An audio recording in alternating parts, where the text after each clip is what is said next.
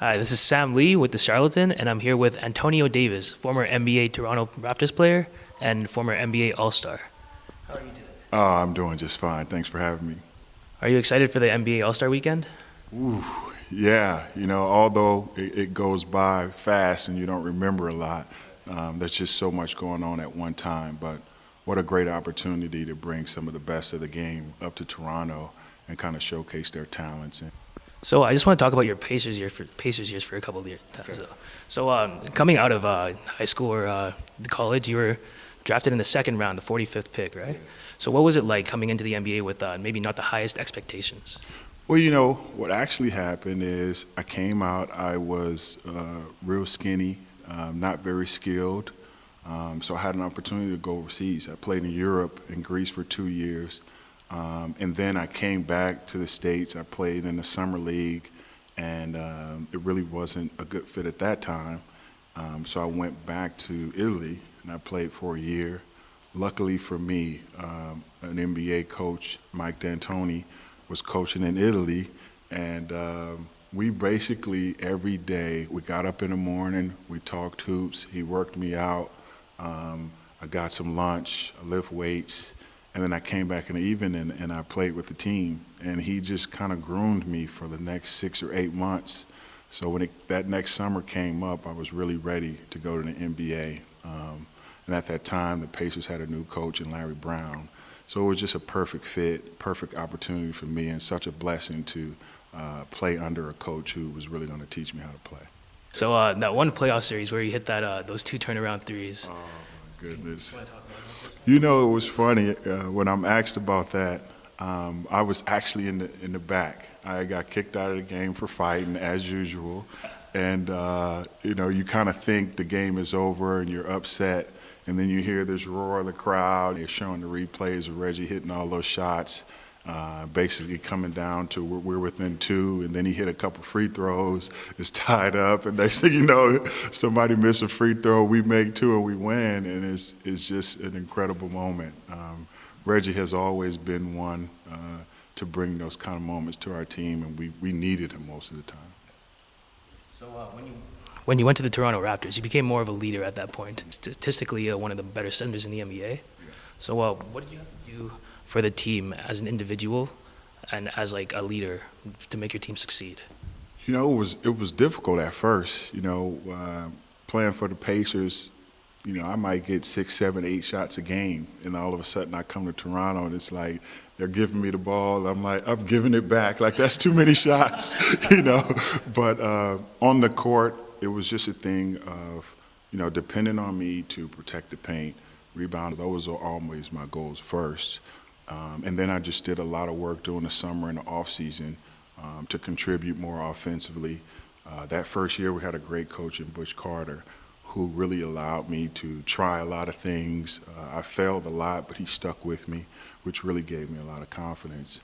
So in the locker room, it's not like we had a bunch of young guys, but when you have guys like Vince and Tracy McGrady who are really young coming to the league, you just want to show them that every day is an opportunity to get better. Every day is an opportunity for you to step out and show the world that you've been working really hard, and this is what comes from your hard work. So just doing that, being consistent at working hard and being a professional really was all I needed to do when I came to the Raptors. Yeah. So the state of basketball in Canada, it's been expanding a lot. Recently we had lots of number one picks. We got Andrew Wiggins, Anthony Bennett, both from Ontario. So what do you think about the sport growing in Canada? Well, it's just great to see. Here it is.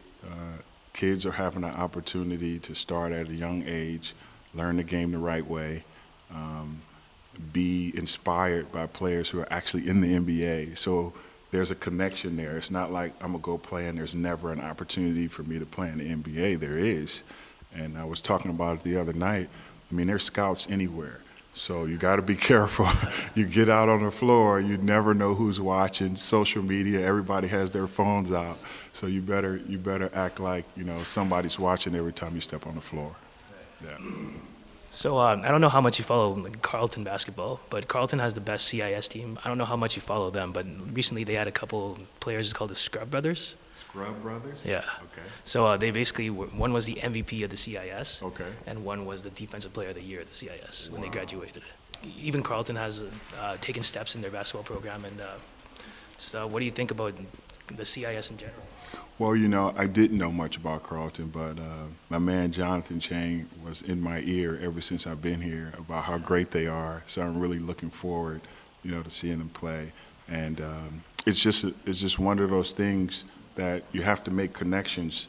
You know, kids have to understand that you go from this level to this level to this level. It doesn't happen overnight.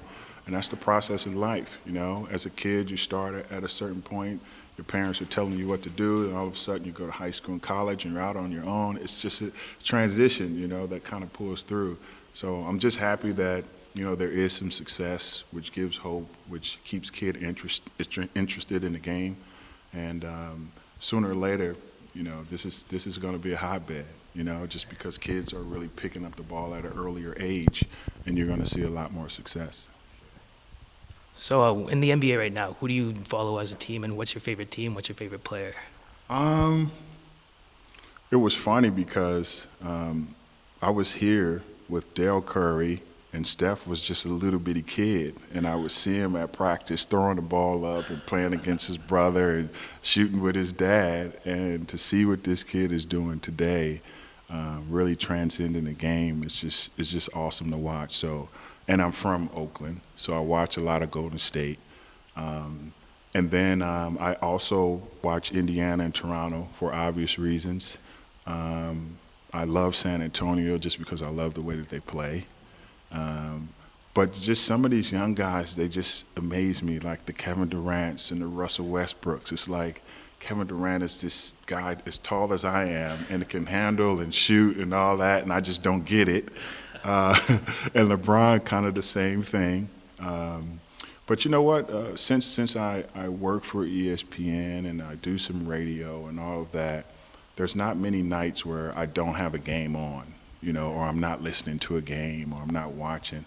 It's a different perspective now because I'm watching different things, but there's not a lot of times where I'm not watching basketball and thinking about this team and where they fit and who's going to end up in the playoffs. You know, that's why I said I think the Raptors are going to end up playing Cleveland in that Eastern Conference final. It's going to be fun. It's going to be a lot of fun. Yeah. So life after the NBA, what's that been like for you? You know, it's been good. It's been good. I have twins. I have boy and girl twins. My daughter was playing at Georgia Tech, and she transferred to South Carolina, so she's sitting out this year. My son was at Tennessee, and then he transferred because the coach left. So he's at University of Central Florida, and he's actually playing. So between traveling to watch him play and ESPN and radio and doing things like this, you know, I stay pretty busy. And it's once again, it's not work. You know, I love watching my son. I love talking about the game of basketball. I love being an ambassador for basketball. So whenever I get these opportunities, it's just like, you know, just a little cherry on top. Yeah, thank you. Thank you very much, Antonio. No problem, man. Thank you. This is Sam Lee with the Charlatan signing off with Antonio Davis.